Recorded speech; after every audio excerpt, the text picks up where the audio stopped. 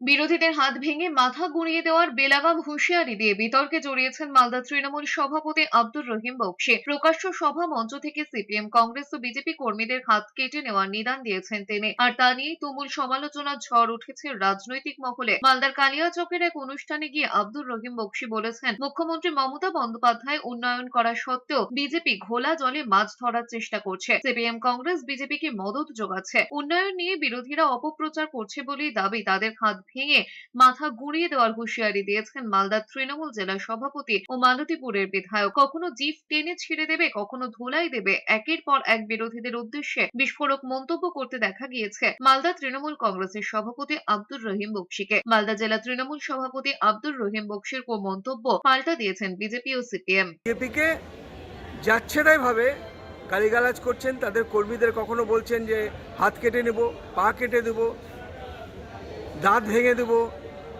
মাটিতে পুঁতে দেব। এটা কি ধরনের ভব্যতা, এটা কি ধরনের অসভ্যতামি? এই অসভ্যতামি মালদার কালচার নয়। কাজে অবিলম্বে তাকে মালদার মানুষের কাছে, মালদার সংস্কৃতি মনা মানুষের কাছে ক্ষমা চাইতে হবে।